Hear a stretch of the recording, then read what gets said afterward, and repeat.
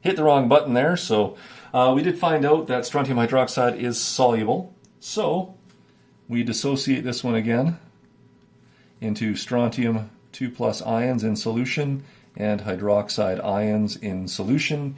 When you take a look at your balancing, strontiums are okay, but hydroxides need to be doubled. In this one, we are told that we have 12 grams and we have 500 mils of solution. That is not a molar concentration for us. So we should go find out what that is, and we're trying to figure out the concentration of hydroxide ions from this. So let's do that here.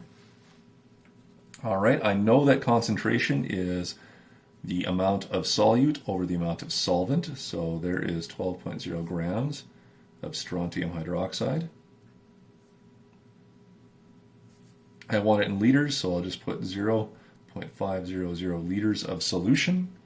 And now I have a concentration. It's not molar concentration, but it is a concentration.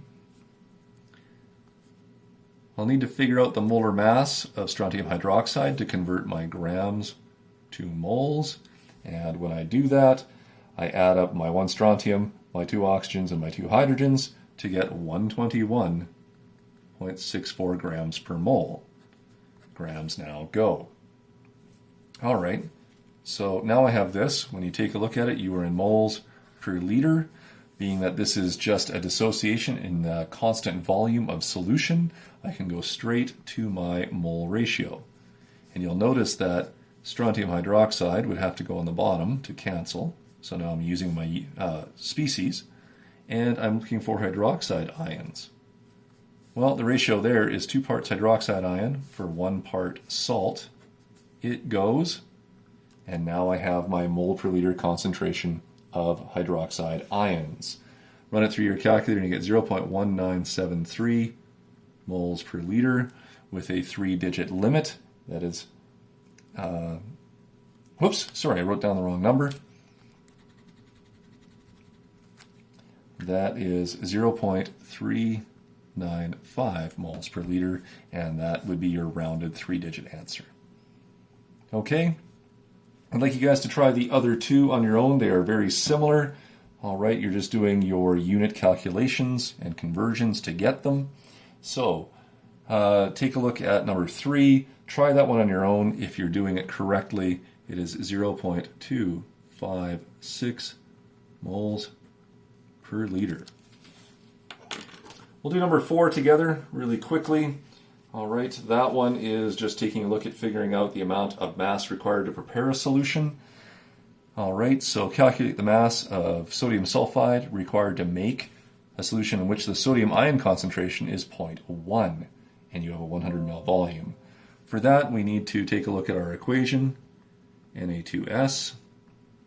All right, when you look at your table, you would find out that this is soluble in water. Sodium compounds always are. And so it does dissociate into sodium ions in solution. There's your aqueous.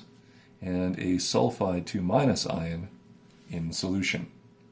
Balance your equation, and it's 2 parts sodium for every 1 part sulfide when it dissociates.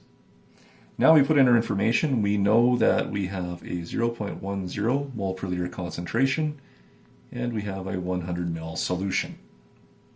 Okay, well, we're just trying to find out what mass we need. So remember, this is all dissociating in the same cup, so it's 100 mils for anything here. And so we're just going to work back this way and figure out the mass of solvent required.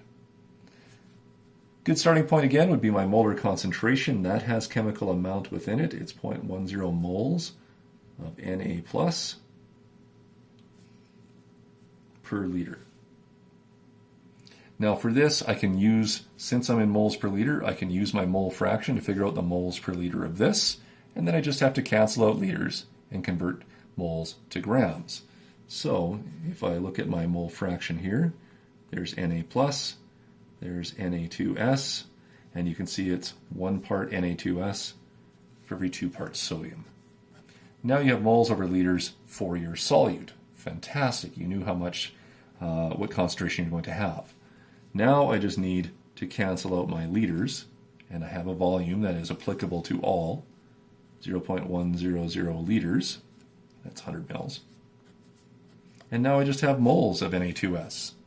Well, we know how to convert between moles and mass, that's just molar mass. And so moles will be on the bottom, grams up top, and 1 mole of Na2S weighs 78.05 grams. Now I have my solute measured in mass, run it through your calculator, round it, and it's 0.390 grams. Okay, there you go. That is concentration of ions using the mole fraction. Lots of good examples here on pages 210 to 214. Try a few of it. Again, this is introductory stoichiometry. We spend a lot of time with this concept on chapters 7 and 8. All right, we're just kind of showing a couple of available shortcuts. Avogadro's law because of constant volume, and now concentration of dissociated ions because of a constant volume. Okay, there you go. That's chapter 5.3.